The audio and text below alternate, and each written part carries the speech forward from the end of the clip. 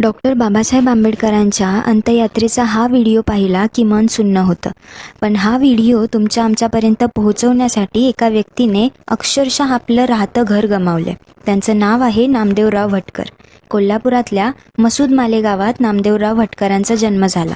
Doctor Babasaheb आंबेडकरांच्या दुःखद निधनाची बातमी जेव्हा त्यांना कळाली त्यावेळी ते मुंबईतच होते. या सर्व घटनेचं चित्रीकरण करण्याचा त्यांनी निर्णय घेतला, पण यासाठी भरपूर पैसा खर्च होणार होता हे त्यांना आधीच माहीत होतं आणि म्हणून त्यांनी इतरांची मदत घेण्याचं ठरवलं.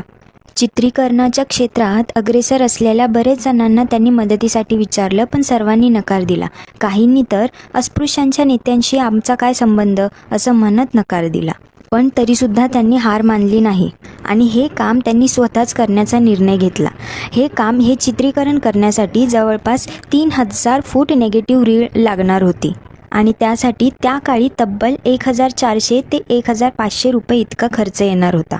आता इतके पैसे अचानक आणणार कुठून, म्हणून त्यांनी स्वतःचा छापखाना गहाण ठेवला 1500 रुपयांना आणि त्या रीळा विकत घेतल्या. पुढे शंकरराव सावेकरांकडून त्यांनी 150 रुपये प्रतिदिन या करारावर कॅमेरा घेतला आणि चित्रीकरणाला सुरुवात केली. डॉक्टर बाबासाहेब आंबेडकरांचं पार्थिव ज्या ट्रकवर ठेवण्यात आलेलं त्याच ट्रकवर त्यांनी कशीबशी जागा मिळवली आणि आपला कॅमेरा तिथेच ॲडजस्ट करून पहिला शॉट दादरमधल्या खोदादात सर्कलमध्ये घेतला. हे पूर्ण चित्रीकरण बाबासाहेबांना अग्नी दिल्यानंतरही काही काळ सुरूच होतं. या नेगेटिव्ह रीलवरच थांबून चालणार नव्हतं, म्हणून ती रील घेऊन दुसऱ्या दिवशी ते बॉम्बे फिल्म लॅबोरेटरीमध्ये गेले. तिथे गेल्यानंतर त्यांना कळालं की ही पॉझिटिव्ह करण्यासाठी आणखी 2500 ते 3000 रुपये इतका खर्च येणार होता. आता इतकं सगळं केल्यानंतर काम अर्धवट सोडून चालणार नाही, म्हणून चक्क त्यांनी स्वतःचं राहतं घर सावकाराकडे गहाण ठेवलं आणि 3000 रुपये मिळवले.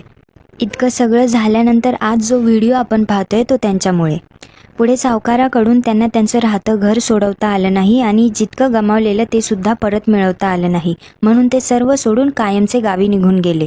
पण बाबासाहेबांची अंत्ययात्रा कॅमेऱ्यात टिपता आली याचं समाधान त्यांना कायमच होतं. कसल्याही परतीची अपेक्षा न करता निस्वार्थीपणे काम करणाऱ्या नामदेवराव भटकरांना सर्वसामान्य जनता कायमच लक्षात ठेवेल आणि ऋणी राहील. नामदेवराव भटकरांचं हे कार्य आपण जास्तीत जास्त लोकांपर्यंत पोहोचूयात आणि त्यांना आपल्या पद्धतीने आपण अभिवादन करूयात.